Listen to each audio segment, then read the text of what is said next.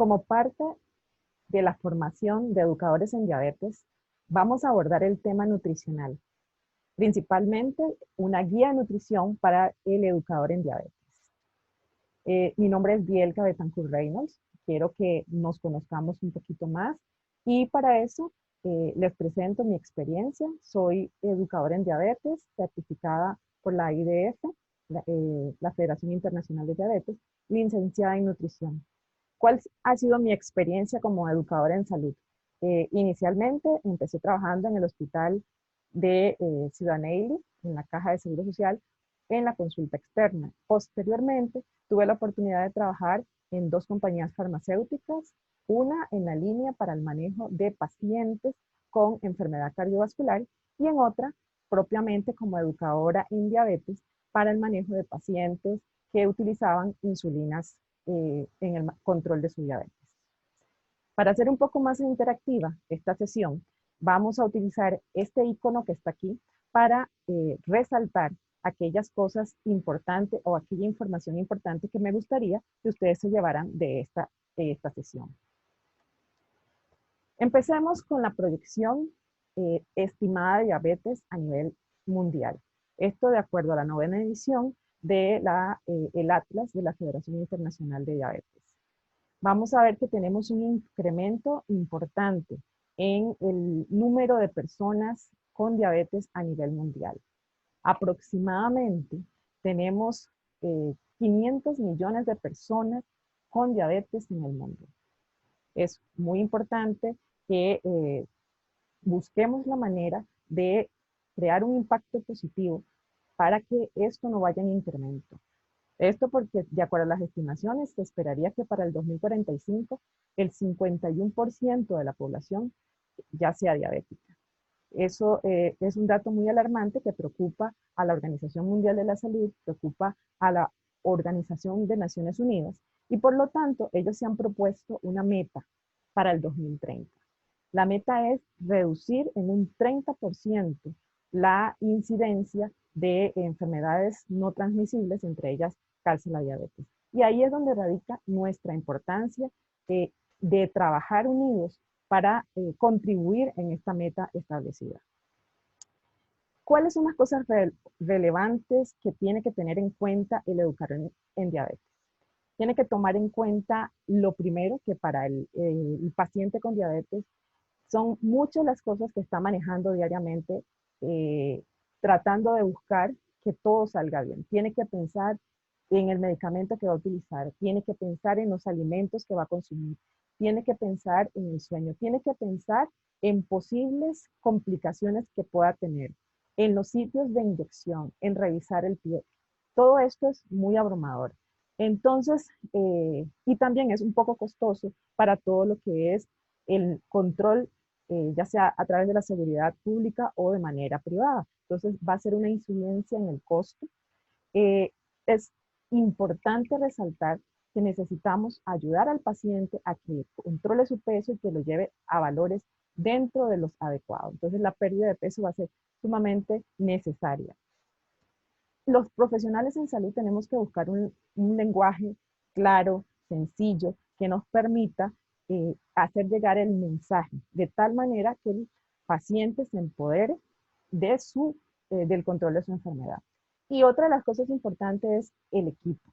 Se necesita mantener un equipo que cada uno de los profesionales que estamos reunidos de esta manera virtual, sepamos de que podemos contribuir a que este paciente tenga una orientación, que no se sienta perdido, que no sienta que por un lado están el farmacéutico con los medicamentos, por el otro lado la nutricionista.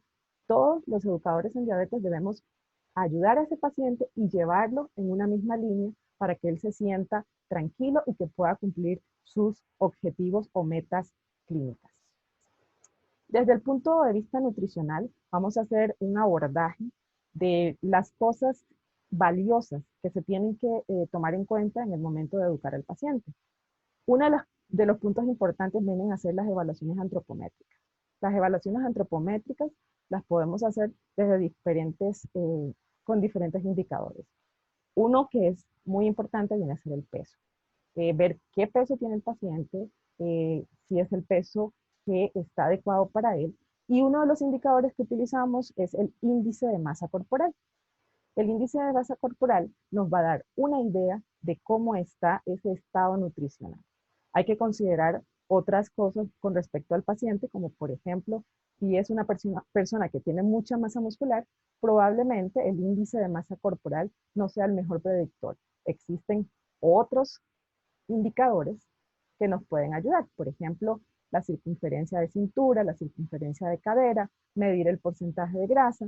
Existen otros aparatos de tipo de bioimpedancia que nos pueden ayudar a encontrar estos valores y a aclararnos cuál es el estado físico del paciente. La evaluación química también va a ser muy importante.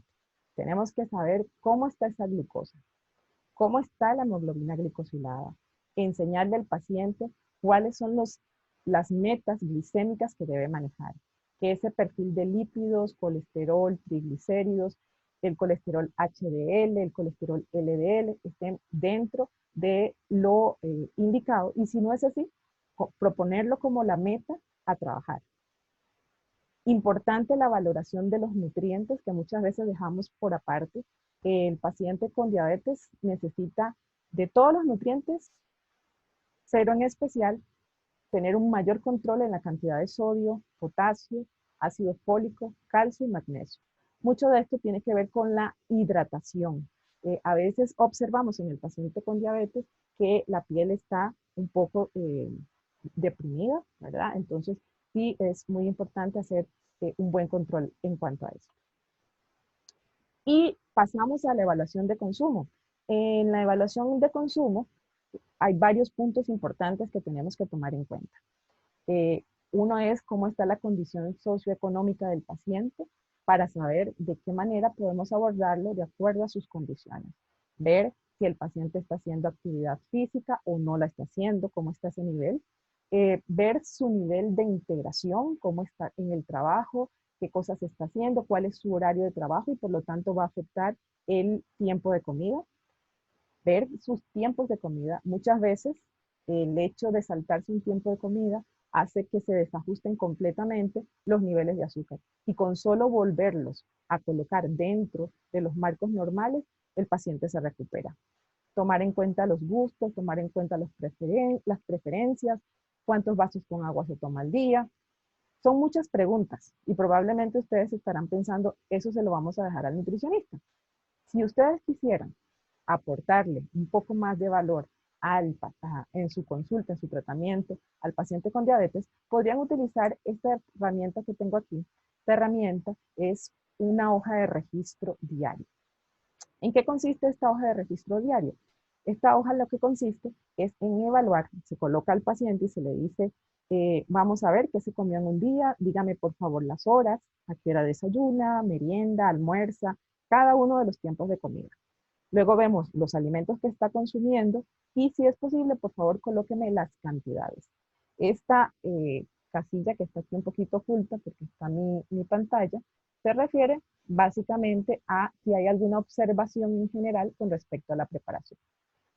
Teniendo en cuenta esta hojita de registro de 24 horas, podemos leer mucho de la forma como come el paciente. Por ejemplo, un dato muy bueno sería ver que tiene buenos tiempos de comida. Está comiendo cada 3 horas aproximadamente y eso es bueno. Eso es bueno para regular el metabolismo. Otra de las cosas importantes es que sí se observa un consumo alto de carbohidratos. Hay pinto, hay maduro, hay, por ejemplo, arroz, lentejas, hay consumo de gaseosa. Entonces, esto es como una radiografía de cómo come el paciente. De igual forma, podemos ver las cantidades. En este ejemplo que tengo aquí también podemos observar que el paciente casi no consume vegetales. Esto es una señal de que tiene una probable deficiencia en vitaminas y minerales. Entonces, esta pequeña hoja le podemos sacar más información. Podemos observar que está tomando gaseosa, podemos observar que en la tarde su cena es muy parecida a la merienda y se pueden obtener mucha más información utilizando esta pequeña herramienta. Entonces, si ustedes quieren acercarse un poco más en el control nutricional de sus pacientes, utilizando una hojita o un registro como este, van a tener una idea bastante clara de cómo se está manejando el paciente. Aquí vamos a ver que a profundizar un poco más la alimentación para el control de la diabetes. Ya conociendo varios de los puntos anteriores, tenemos que ir viendo cómo o cuáles son los objetivos o alcances que queremos llegar con nuestro paciente. Entonces, lo primero que todo es crear una unificación de metas. ¿Cuáles son las metas que se quieren alcanzar? Y para eso necesitamos tener una muy buena comunicación con nuestros colegas, con el médico, con el farmacéutico, con el podólogo, con todas las personas que están alrededor de esto, para que el paciente no se confunda, porque puede tener una referencia para la glicemia y puede ser que el otro profesional le diga otra indicación. Entonces, la idea es realmente colocar una sola referencia para que él se sienta más seguro de cuáles son las metas que tiene que alcanzar. De igual manera, necesitamos entre nosotros, los profesionales en salud, tener una comunicación activa. Esta comunicación activa es romper con el paradigma de que yo me encierro en explicarle solamente la parte de nutrición. Cuando llega donde su endocrinólogo, que él explique la otra parte. Realmente no es así. Lo que tenemos que hacer es, de la información que yo le di, que yo le brindé al paciente, mostrarle al médico cuáles son los lineamientos para que podamos seguir trabajando de manera igual, con el médico, con la enfermera, con todos los que están manejando.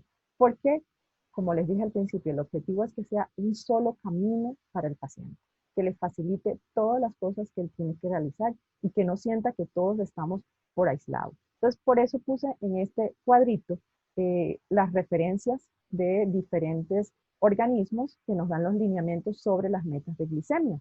Entonces, la idea principalmente es dejarle bien en claro al paciente cuáles son las normas que tiene que manejar.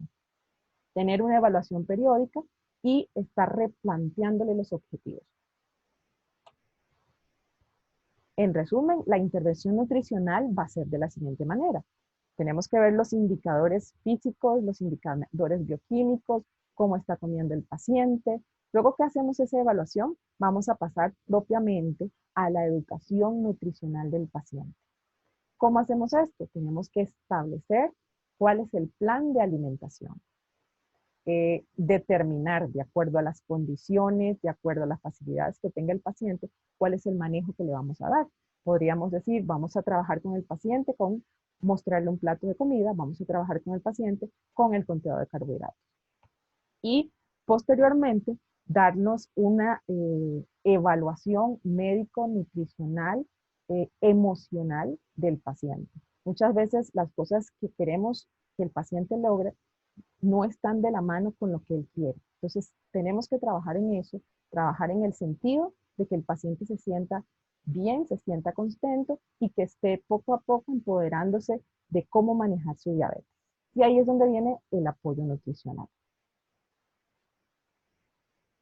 Por lo tanto, ¿cómo decirle qué es una alimentación balanceada? En estos momentos de que están pasando diferentes planes de alimentación, ¿cómo explicarle al paciente con diabetes qué es una alimentación balanceada? Es el conjunto de sustancias que ingerimos de una manera habitual, que nos permite estar de una manera óptima o en salud. Una alimentación adecuada aporta la energía necesaria y los nutrientes necesarios. ¿Dónde los vamos a encontrar? Entonces, estos nutrientes se van a encontrar en los alimentos. Y, por ejemplo, podemos dividirlos en dos grupos, que son los macronutrientes y los micronutrientes. Los macronutrientes van a estar en los carbohidratos, proteínas y grasas, que son las moléculas más grandes, y los micronutrientes, vitaminas y minerales. Vamos a tener también que necesitamos un aporte importante de agua y de fibra. Al hablarle de esta manera al paciente va a decir, ¿dónde encuentro yo eso? De ahí que tenemos que pasar a los grupos de alimentos. Okay. Las proteínas son formadores de tejidos, son importantes consumirlos, nos dan saciedad, ayudan en todo el proceso metabólico y también tener en cuenta que son del grupo que no van a contener carbohidratos como tal. Lo vamos a encontrar en carnes, lo vamos a encontrar en frijoles, lo vamos a encontrar en la leche. Entonces, sí, irlo involucrando, que ese nutriente es importante y en qué alimentos lo vamos a encontrar. Las grasas es otro de los nutrientes. Este nutriente se caracteriza por tener un alto contenido calórico. Sin embargo, no podemos colocarla como que sea mala para la alimentación. Las grasas son importantes porque me dan un aporte de nutrientes indispensables para la formación de enzimas, para que nuestro organismo funcione perfectamente bien. Sin embargo, tenemos que utilizarla en pequeñas calorías, en pequeñas cantidades. ¿Por qué en pequeñas cantidades? Porque este grupo nos aporta tanta energía que es probablemente una de las razones que incrementamos tanto de peso. Dentro de las cosas buenas que nos dan las grasas, tenemos que tomar en cuenta que contiene omega 3, que tenemos que buscar más alimentos de la línea grasosa que tengan más grasa poliinsaturada o no saturada y tratar de evitar aquellos alimentos que tienen mucha grasa saturada. Ahí les agregué con respecto a las grasas trans. La grasa trans es una sustancia que ya no debería de estar en ningún producto porque realmente se ha comprobado de que hace daño a la salud y por lo tanto la orientación al paciente con diabetes es en su paquete trate de evitar las grasas que dice o buscar el paquete que diga no tiene grasa trans. El otro nutriente vendrían a ser los carbohidratos. Los carbohidratos los vamos a encontrar en todo lo que sea harinoso. Una manera sencilla de explicarles es, bueno, lo va a encontrar en lo que son almidones, como los panes, en azúcares simples, como el azúcar, en la fibra, ¿verdad? Entonces, pero en el caso de la fibra, buenísimo que consuma lo máximo posible, por lo menos 30 gramos de fibra. Eso traducido vendrían a ser una ensalada con frijoles, ya tiene ahí un aporte suficiente de fibra. Los alimentos con alto contenido de almidón vendrían a ser la arveja, el maíz, la papa, tenemos también todos los guisantes, los frijoles y todos los granos. Son parte de los que llamamos almidones complejos. Y el otro grupo importante vendrían a ser las vitaminas y los minerales. ¿Cuál es el valor principal de este grupo? Este grupo es muy importante porque nos da todo lo que necesita el cuerpo y lo necesitamos en muy poquito. Entonces, cuando el nutricionista dice coma frutas, coma vegetales, lo que se está asegurando es que esa lista de nutrientes que vemos allí, la persona lo esté recibiendo. Entonces, sí es muy importante y una técnica de enseñarles es que traten de manejar los colores, que ese plato de alimentación vaya cargado de muchos colores, el amarillo, el verde, y de esa manera ya estaría cubriendo todo lo que son sus necesidades de vitamina A, D, E, K, de los minerales, zinc, sobre, magnesio. Y es importante resaltarlo, porque a veces aparecen enfermedades simplemente porque el paciente no consume ciertos nutrientes. El ejemplo que les di hace un ratito, con respecto al registro de 24 horas. Ese paciente probablemente tendría deficiencia de nutrientes porque no consume vegetales. Por lo menos en ese día que revisamos no habían vegetales. Entonces, esta es una manera de motivarlos a que si quieren estar bien, si quieren alejarse de problemas como anemia, si quieren agregarse de problemas como la osteoporosis, que traten de consumir suficientes vitaminas y minerales, idealmente que se encuentren en los alimentos. Y aquí aparece nuestro primer bombillo, que significa que la alimentación adecuada para una persona con la condición de diabetes es una alimentación equilibrada, similar a la de cualquier persona. ¿Qué quiere decir esto? Que nosotros podemos comer de todo, que el paciente con diabetes puede comer de todo, que la parte importante es la cantidad y la forma de preparación de ese alimento. Entonces, sí es necesario resaltar esto. Y también es necesario resaltar que los carbohidratos son los que van a influir inmediatamente en la glicemia. Es un punto muy importante a tener en cuenta. Los carbohidratos van a influenciar inmediatamente. No por esto tenemos que dejar de consumir. Y aquí sí, muy enfáticos en que el paciente con diabetes debe consumir carbohidratos en las cantidades recomendadas por su nutricionista. El plan de alimentación va a ir dirigido en los siguientes enfoques. Debe ser individualizado, debe minimizar el consumo de carbohidratos, sobre todo los carbohidratos que son refinados, como el azúcar, como las reposterías, porque estos van a ser absorbidos demasiado rápido por nuestro organismo. También es importante comprender la relación que hay entre los carbohidratos y las necesidades de insulina. Y otra de las cosas importantes es que eh, a pesar de que no van a influir inmediatamente en la glicemia de la persona, las grasas y las proteínas en exceso pueden tener una incidencia en que se eleven los niveles de azúcar en sangre. Esto lo podemos utilizar de una manera ventajosa si nosotros conocemos nuestro ritmo de actividad. Por ejemplo, una persona que hace ejercicio, probablemente después de 4 o 5 horas puede que se le baje la glicemia. Entonces, ahí es importante meter algún alimento, fuente de proteína en la merienda para que no tenga ese bajonazo. Entonces, hay que saber manejar muy bien cómo utilizo la proteína, cómo utilizo la grasa. Por lo tanto, no va a existir un patrón de alimentación único para las personas con diabetes. Esto es necesario establecer como si fuera un vestido para la persona. Cada plan de alimentación es individualizado y cada persona va a tener un plan específico de acuerdo a su estilo de vida, de acuerdo a sus necesidades. Muchas veces generalizamos que este plan de alimentación lo puede utilizar todo el grupo familiar. No es así, porque hay edades diferentes, hay características diferentes. Entonces, sí es importante personalizarlo. Otra de las recomendaciones nutricionales importantes es el consumo de agua.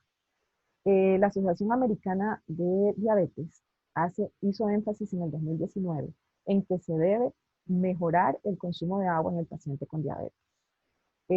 Por muchas razones. Recordemos que el agua va a ser el medio que va a hacer que nuestro aparato digestivo trabaje mucho mejor. Va a ayudarnos a evitar estreñimiento y también nos va a ayudar a que se controle la saciedad. Un dato curioso es que a veces nuestro cuerpo manda señales de que tenemos hambre y muy probablemente es la sed.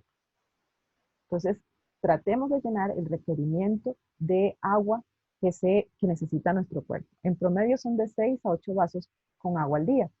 Sin embargo, hay que respetar también las indicaciones médicas que pueda tener el paciente. Si es un paciente con enfermedad renal, la cantidad de líquido va a estar restringida. Se debe también tomar en consideración el consumo de bebidas. Les puedo decir que realmente en este momento los problemas de salud principales se deben a un exceso en el consumo de bebidas que están hipercalóricas, que no las contamos como calorías y que no contamos de que tienen azúcar. Entonces, sí es importante tratar de dirigirnos un poco más al consumo de agua como tal y tratar de minimizar el consumo de bebidas y de bebidas en general, ¿verdad? Preferiblemente tomar agua. Ahí tenemos otro de nuestros bombillitos que nos alerta, que es una recomendación importante que tenemos que transmitirle a nuestro paciente. Y precisamente en esta parte, en las técnicas de cómo educar al paciente, en la parte nutricional, para el que es nutricionista va a ser parte de todo el proceso de enseñanza al paciente. Para los que no son nutricionistas, pueden utilizar diferentes técnicas. Entonces, aquí les muestro algunas de las técnicas. Por ejemplo, las porciones de alimento. Las porciones de alimento es saber cuánto es la porción de cada grupo de alimento. Por ejemplo, si es el caso de los carbohidratos, media taza es una porción, puede ser media taza de pasta, puede ser un tercio taza de arroz. Entonces, enseñarle al paciente las porciones. ¿Cómo enseñarle las porciones? Utilizamos las tacitas medidoras o podemos utilizar esta guía de tamaños. Ustedes pueden observar allí que más o menos una taza vendrían a ser dos, esta que tenemos aquí. Vendría a ser las dos manos juntas, es la recomendación que puede tener el paciente para la cantidad de vegetales, ensalada que podría consumir, tomando en consideración que en la parte de ensaladas puede comer más que desee. pero sí como mínimo esa cantidad utilizando las manos. Realmente al paciente le gusta mucho esto porque a veces estar con las tacitas como que los asusta un poco, entonces utilizar estas medidas y decirles, estas medidas que usted tiene en sus manos son las que nunca va a poder olvidar, porque usted siempre anda con las manos. Vemos también, por ejemplo, aquí la palma de la mano en esta forma, más o menos vendría a ser media taza.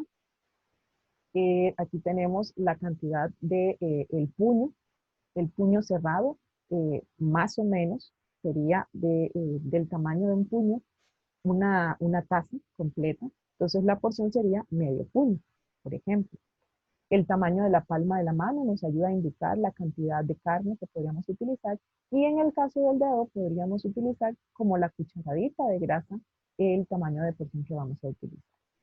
Este otro ejemplo nos dice el tamaño de la porción de queso que podría comerse. Entonces, todas estas técnicas sencillas permiten al paciente irlo orientando y quizás lo van a recordar mucho más fácilmente.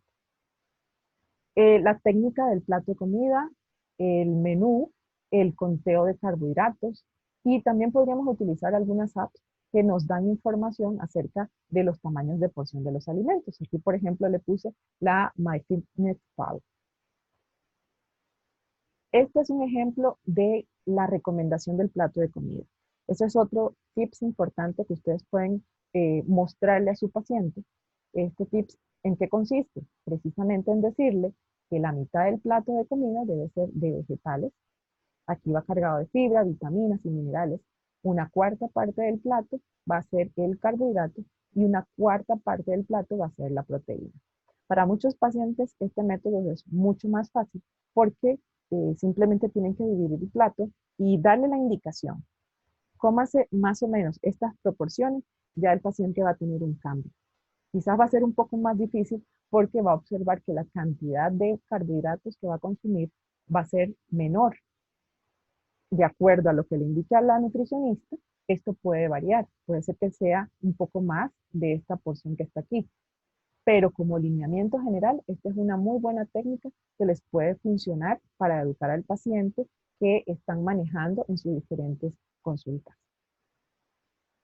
Y ya vamos a adentrarnos un poco más en lo que es el conteo de carbohidratos. El conteo de carbohidratos es otra de las técnicas que podemos utilizar. El manejo del conteo de carbohidratos vamos a abordarlo de manera el básico, el intermedio y el intensivo. Brevemente les voy a explicar de qué tratan. Sé que más adelante van a tener un taller donde van a manejar propiamente el conteo de carbohidratos. Es una técnica muy buena que nos va a ayudar muchísimo a que las glicemias estén más dentro de los lineamientos. ¿Cuáles son los factores que van a influir? La cantidad de carbohidratos, qué tanto está comiendo la carbohidratos, si es mucho, si es poco, y ahí aplicamos lo de las porciones. El tipo de carbohidrato. Si es un carbohidrato complejo, va a tardar más en absorberse. Si es un carbohidrato simple, se va a absorber en 15 minutos, como es el caso del azúcar. En la distribución, esta parte de la distribución tiene que ver mucho con los horarios de comida, que también estoy distribuyendo eso. Si estoy tomando toda la comida, todos los carbohidratos en el almuerzo y en la cena simplemente me como una ensalada. Entonces tenemos que tener una muy buena distribución de la cantidad de carbohidratos que estoy consumiendo. La dosis de insulina, por supuesto, si se va a necesitar insulina, o el fármaco, pastillas orales que estén utilizando, o si se está inyectando otro tipo de medicamento. Y también la parte del índice glicémico. Entonces aquí en la parte del índice glicémico, que lo vamos a ver más adelante, nos va a ayudar también para controlar los niveles de azúcar. Como parte de este seguimiento en la parte de carbohidratos, tenemos que tener en cuenta que los carbohidratos como tal nos van a dar energía. Y la manera de utilizar esa energía es utilizando la glucosa inmediatamente. Pero la glucosa no es el único que va a tener que va a ayudarnos a dar esa energía. No es el único tipo de monosacáridos. También tenemos la fructosa, tenemos la galactosa. Vemos que vemos que la proporción de carbohidratos simples y carbohidratos complejos Entre más carbohidratos complejo tenga, ¿verdad? La absorción va a ser más lenta. Si va a tener mucho carbohidrato simple, la absorción va a ser muy rápida.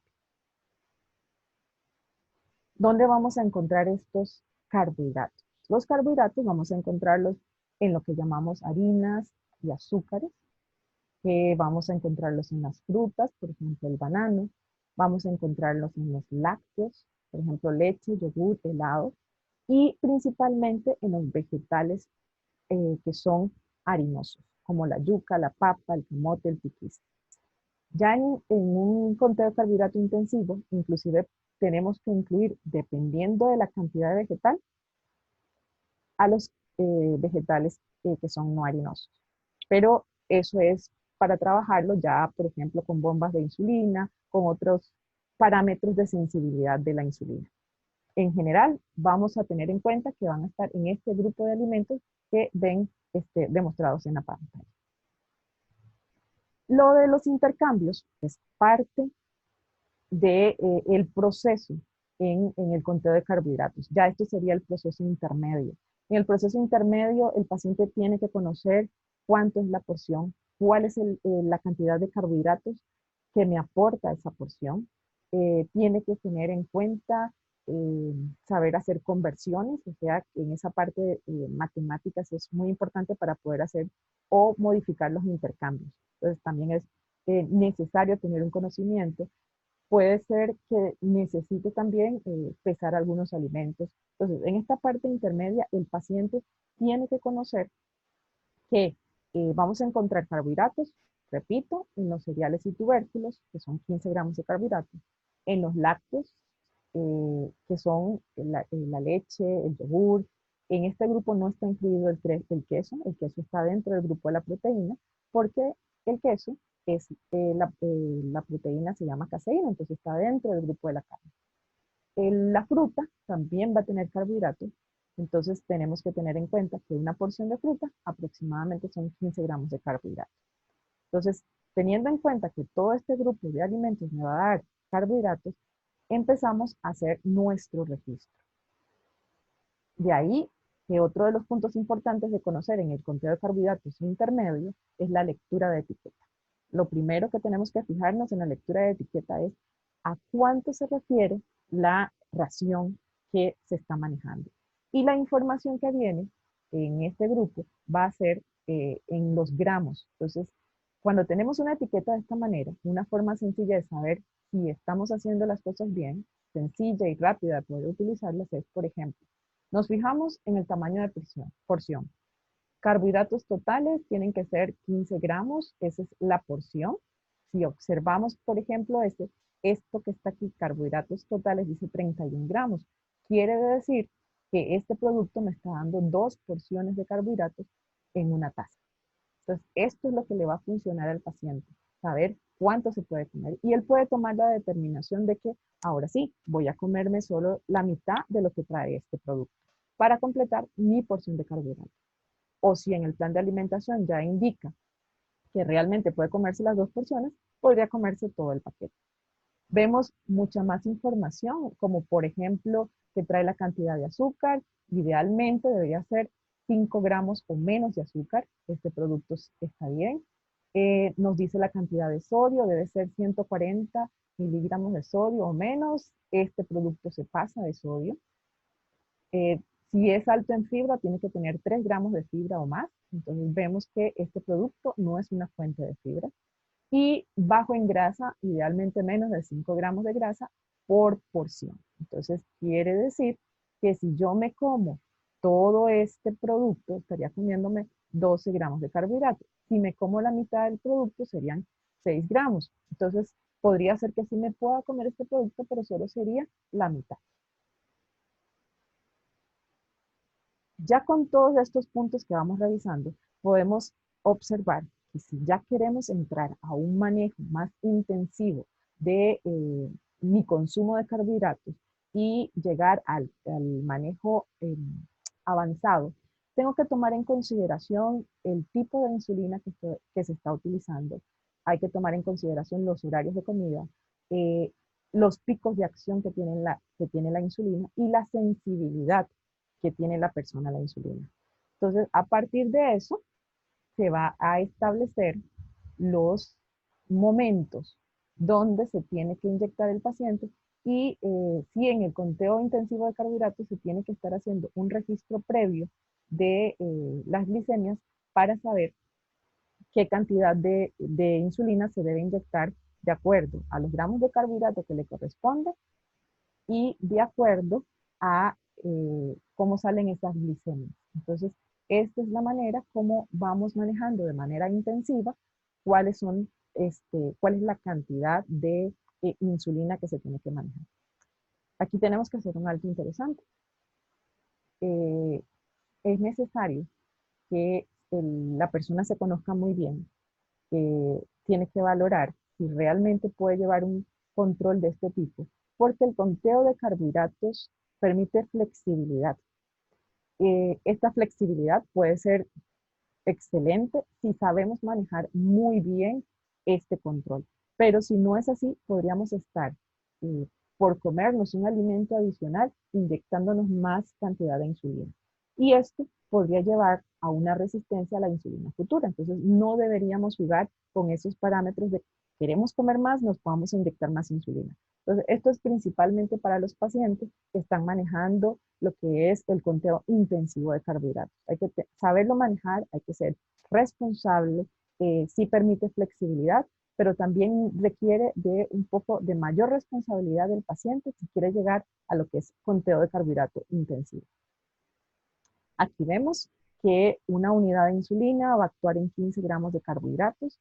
Entonces, este cuadrito yo lo utilizo para explicarle al paciente que utiliza el manejo intensivo de carbohidratos, por ejemplo, los que utilizan bomba de insulina, eh, es uno de los que utilizan conteo de carbohidrato intensivo. Entonces, hay que ver, hay que ir haciéndole ajustes de acuerdo a cómo se va comportando. Por ejemplo, tenemos la premisa, una unidad de insulina va a actuar en 15 gramos de carbohidratos. Entonces, si este paciente se come 30 gramos de carbohidratos, pues va a necesitar 2 unidades de insulina. Y aquí vemos cómo va manejando las glicemias. Si se comió 45 gramos de carbohidratos, va a necesitar 3 unidades de insulina. Y así sucesivamente. Entonces, dependiendo de cómo está esa sensibilidad o ese ratio que tiene el paciente, entonces vamos a ver cómo se va comportando y cómo vamos a llevar esta nivelación de las glicemias. Si salieran alteradas, más altas o más bajas, quiere decir que hay que hacer un cambio porque probablemente esa sensibilidad hace que el paciente necesite menor cantidad de insulina o mayor cantidad de insulina. Entonces, por ejemplo, una unidad de insulina en X paciente puede estar cubriéndole 10 gramos de carbohidratos. Como les dije, esto lo van a ver más profundo en un taller de conteo de carbohidratos. Se pueden utilizar diferentes herramientas para estar con el conteo más preciso, como por ejemplo las balanzas, las tazas medidoras, se puede utilizar el app, ¿verdad? Para poder tener más claro realmente cuánto carbohidrato tiene el alimento. Ahí les puse un ejemplo que es muy parecido. Así, una unidad de insulina me cubre 15 gramos de carbohidratos, eh, pues tenemos que ver que esos 15 gramos de carbohidratos van a ser media taza. Si quiero ampliar eso, entonces para taza y media necesitaría, entonces serían 45 gramos de carbohidratos. Entonces ahí vamos haciendo las relaciones. Aquí viene otro de los bombillitos importantes. Tenemos que recordar lo siguiente. El nivel básico, y así como para hacer resumen, porque probablemente en este momento estarán pensando que este conteo de carbohidratos es un poco complicado. No, no lo es.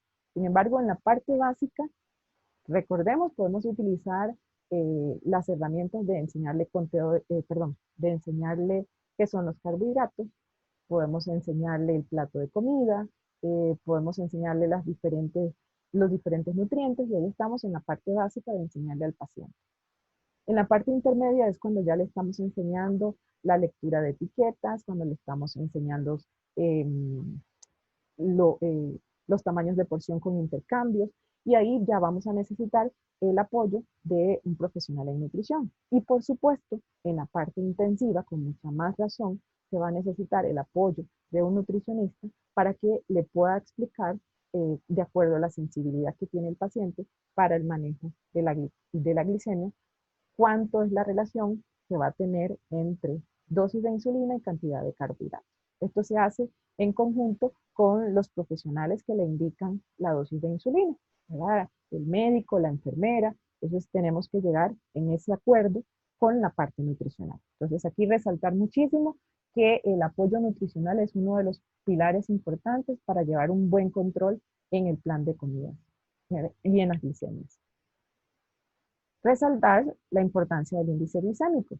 El índice glicémico es una medida rápida con la que un alimento puede elevar sus niveles de azúcar en sangre.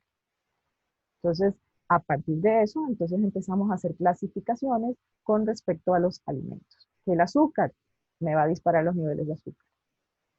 Que si es, por ejemplo, un alimento que tiene mucha fibra, va a tener índice glicémico bajo. Entonces, nuestra vida real es una mezcla de todos, entonces va a dar un resultado total. Por eso, la importancia de que ese plato de comida lleve la ensalada, que lleve la proteína y muy poquita grasa, porque de esa manera podemos crear un balance de tal manera que no se dispare rápidamente la glicemia. En algún momento dieron controversias, que si se podía utilizar, que si no se podía utilizar. Muchos estudios han demostrado que sí tiene muchísima utilidad lo que es el índice glicémico y que esa utilidad se ve reflejada con la hemoglobina glicosilada. Entonces, sí es importante saber utilizar adecuadamente lo que es el índice glicémico, porque sí está demostrado, de acuerdo a los estudios, ¿verdad?, que podemos llegar a una reducción de hemoglobina glicosilada. Entonces, sí, les recomiendo utilizar índice glicémico. Otra recomendación importante sería, y muy sencilla, es evitar o disminuir el consumo de sal. Esto porque la sal favorece lo que es el índice glicémico. Entonces, en lugar de esto, utilizar, por ejemplo, el limón. Entonces, este es un tip muy importante porque muchas veces no pensamos que la sal vaya a tener algún reflejo con respecto a mi glicemia. Pues sí, mejora la absorción de glucosa, lo cual va a hacer que pase más rápidamente a torrente sanguíneo. Entonces, otra de las recomendaciones importantes, traten de consumir un punto bajo de sal. Y aquí vamos a pasar a lo que es el control del peso. Puse antes y después. ¿Por qué? Porque porque el sobrepeso o la obesidad es uno de los factores que me puede llevar a ser diabética si no la soy. Y si ya se es diabético, si ese incremento de peso continúa, me va a llevar a otros problemas, como por ejemplo una resistencia a la insulina, los problemas de hipertensión, enfermedad coronaria, va a favorecer otras complicaciones como colesterol alto, triglicéridos altos. Entonces se va a complicar muchísimo más. Los requerimientos de insulina se ven aumentados. ¿Esto por qué? Porque el cálculo de insulina se hace a partir de los kilogramos de peso. Entonces, si incremento en peso, va a incrementar el tratamiento de insulina. Hablar de peso, podríamos hablar muchísimas cosas con respecto al peso. Quise traerles esta presentación de este estudio, que es el del descenso de peso y remisión de la diabetes, que aparece en Lancet Diabetes and Endocrinology. ¿Por qué? Porque es uno de los muchos estudios que existe, que si se da una intervención en el paciente con diabetes para el control del peso, se revierten muchos de los problemas o de las consecuencias de la diabetes. En este estudio, fue un estudio que se realizó en 2 años, se observó, en los primeros 12 meses se observó que los pacientes con un buen plan de alimentación y un seguimiento personalizado, más ejercicio, empezaron a reducir de peso. Cuando se completaron los 24 meses, una gran mayoría de la población había reducido de peso. Los resultados fueron muy buenos con seguimiento. Entonces, esto nos demuestra que sí es importante nuestra participación como educadores en diabetes para ayudar al paciente a que baje de peso, porque con eso disminuiría las complicaciones propias de la diabetes.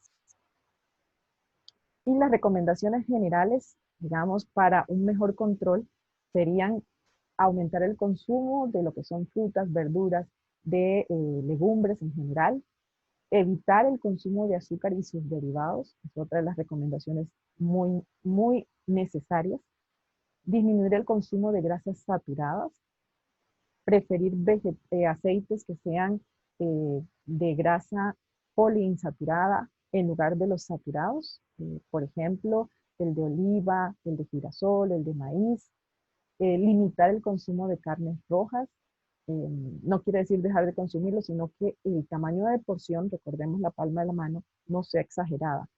Es necesario ir enseñando eso porque realmente a veces comemos más carne de la que necesitamos y vemos que si está en exceso va a tener una incidencia en lo que es la glicemia.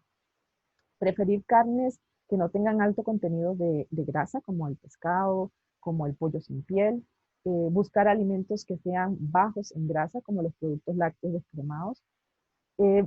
Tratar de evitar el licor y si se va a utilizar, utilizarlo de acuerdo a las recomendaciones que nos dan para el control del colesterol, que dentro de las recomendaciones dice lo mínimo de lo posible. Comer una variedad de alimentos que sean altos en fibra y tratar de comernos la fruta entera en lugar de tomarnos el líquido. Y una recomendación muy valiosa que les doy en estos momentos es que en estos tiempos de pandemia, aprender a preparar sus alimentos en casa es lo mejor. ¿Por qué motivo? Porque está controlando las grasas, está controlando las cantidades. Cuando usted come fuera, como es tan fácil llegar y utilizar el producto, pedirlo, pedimos más de la cuenta. En casa valoramos lo que estamos preparando. Y por eso puse la fotografía de esa hamburguesa. Generalmente tenemos tachada la hamburguesa como algo malo.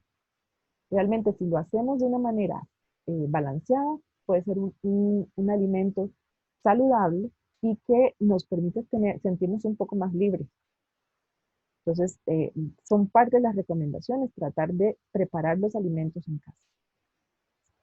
Quiero aprovechar también para hablarles un poquito brevemente acerca del control de la presión arterial. Y en esto, una de las dietas que más ha ayudado es la que llamamos dieta DASH, que la dieta DASH lo que trata es un enfoque alimentario para detener la hipertensión. Las poblaciones en las cuales el consumo de sodio es bajo experimentan una poca hipertensión. Y esta dieta se basa principalmente en frutas, en vegetales, más vegetales no harinosos, en lácteos, por lo menos 1 o 2 productos lácteos al día, baja en grasa, baja en sal, y lo de destacar aquí es el aporte de calcio. Muchas veces nos saltamos el calcio y para el control de esta dieta es necesario tener un buen aporte de calcio. Brevemente, este es un ejemplo de la dieta DASH que típicamente tenemos el pinto, queso, ya hay queso, llevamos calcio, tenemos una merienda con una fruta que es alta en vitamina C, tenemos un plato balanceado en el almuerzo, pollo, arroz, frijoles, ensalada, fruta en la tarde, también podría ser para los que les gusta el café, otra tacita de café y una tortilla con un picadillo para que vaya un poquitito más de fibra. Y en la cena dice un picadillo de vainilla, zanahoria, carne molida, arroz. Este ejemplo de menú es alto en calcio, en magnesio, en fibra, en vitaminas y minerales y bajo en grasa. Entonces, para que lo tomemos en cuenta que podemos alcanzar este plan de alimentación. Con respecto a la alimentación y la diabetes, el ejercicio y la diabetes. Lo que tenemos que tomar en consideración es que se necesita saber cómo están las glicemias para poder hacer ejercicio. Si las glicemias están muy altas, arriba de 250, 300, no se recomienda hacer ejercicio, es contraproducente. Si están muy bajas, tampoco se recomienda. Entonces, sí es importante saber cuáles son los niveles adecuados para hacer ejercicio. Dependiendo del tipo de ejercicio, se va a necesitar un nivel mínimo de la glicemia. Por ejemplo, ahí les pongo que el ejercicio aeróbico mínimo entre 126 y 180 antes de hacer la actividad física. Y el anaeróbico, que permite un poquito más de flexibilidad, que es para mejorar el tono muscular, entre 90 y 126. Si de casualidad se diera un bajonazo de azúcar o una hipoglicemia, tomar en consideración eh, manejar una dinámica para recuperarnos, que ahorita la vamos a ver, que es la regla de los 15, y si sabemos que nuestra actividad física nos va a generar una hipoglicemia, tomar previo cuidado estas las modificaciones que podríamos hacer. Estas modificaciones podrían ser incrementar la cantidad de carbohidratos, puede ser un carbohidrato, 15 gramos de carbohidrato antes de empezar la actividad física, o disminuir la dosis de insulina, 1 o 2 unidades para el caso de las personas que se inyecten insulina. No olvidar la hidratación, que es súper necesaria para poder que el organismo funcione bien. Si se da una hipoglicemia, hay que aplicar la regla de los 15. La regla de los 15, ¿en qué consiste? Si se detecta una hipoglicemia, una glicemia por debajo de 70, la persona lo que tiene que hacer es tomarse la glicemia, corregirse con 15 gramos de carbohidratos y esperar 15 minutos. Una vez esperado estos 15 minutos, se vuelve a tomar la glicemia.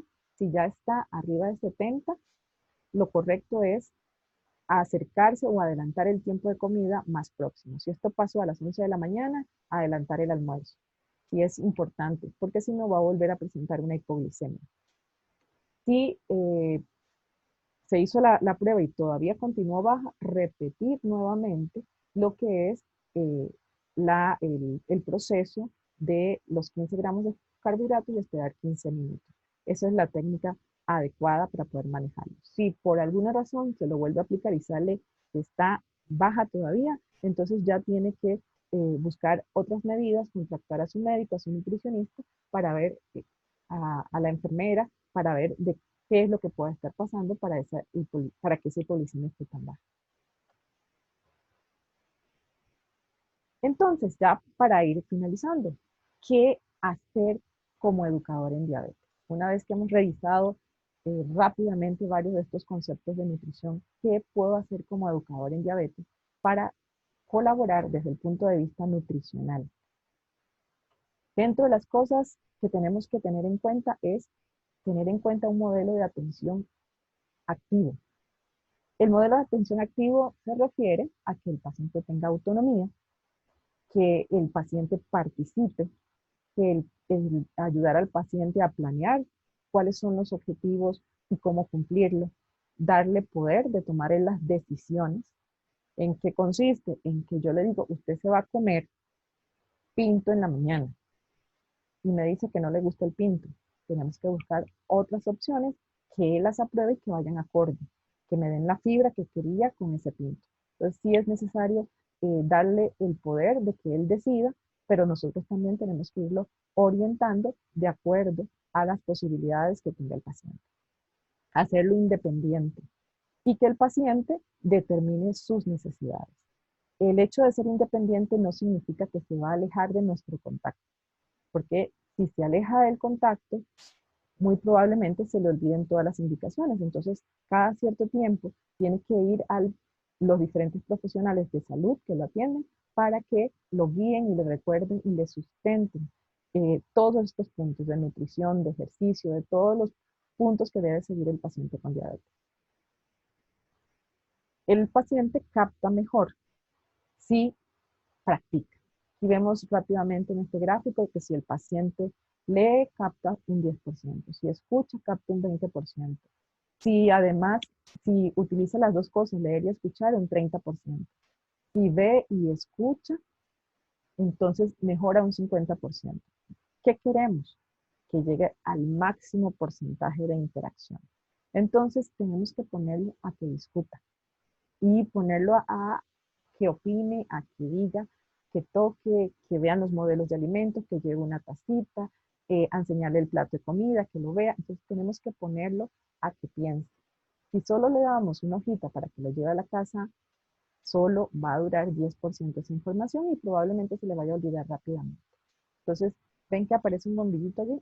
Recordemos, esto es una de las cosas importantísimas que tenemos que transmitirle al paciente. ¿De qué manera vamos a hacer lo que interactúe? Cada uno de ustedes puede tener su técnica, aplíquenla. Yo les traje aquí un ejemplo.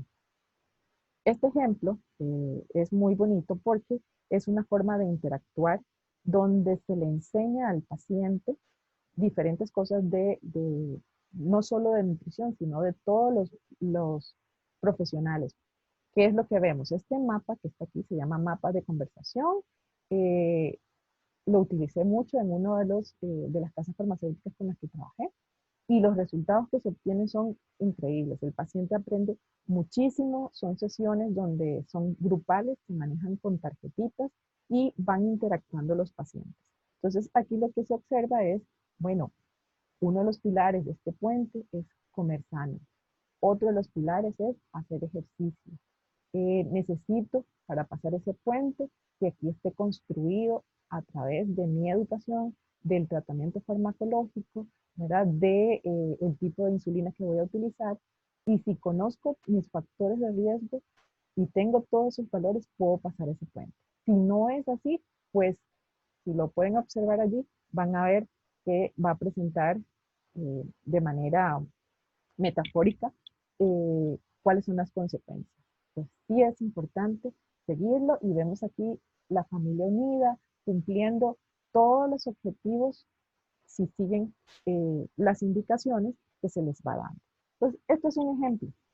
Hay muchos otros ejemplos que se pueden hacer para trabajar de manera dinámica con el paciente que tiene diabetes.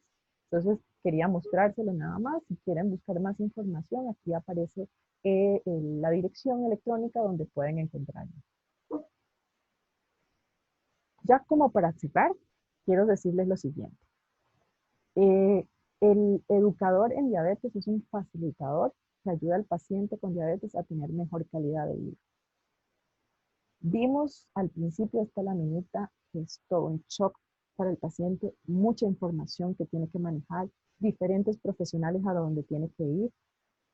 Si nosotros como educadores en diabetes los orientamos, el paciente se va a empoderar, va a cumplir sus metas. Y si cumple sus metas, va a tener calidad de vida. Creo que ese es nuestro objetivo, ayudar al paciente con diabetes que tenga calidad de vida. Y quiero cerrar con este mensaje. La educación es un proceso constante para la liberación de los seres humanos.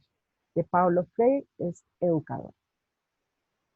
Espero que estas recomendaciones nutricionales que abordamos hayan sido o que sean que les permiten a ustedes poder abordar un poco mejor al paciente con diabetes, que se sientan cómodos, que conozcan de lo que hace el nutricionista, que conozcan lo que ustedes pueden hacer enseñándoles en la parte de nutrición y que les permita manejar de manera integral al paciente con diabetes. Muchísimas gracias por esta interacción. Espero que sea de utilidad. Este es mi contacto. Si alguien quiere eh, conversar un poco más acerca del tema, estoy para servirles. educadorasalud@gmail.com. Muchísimas gracias y hasta luego.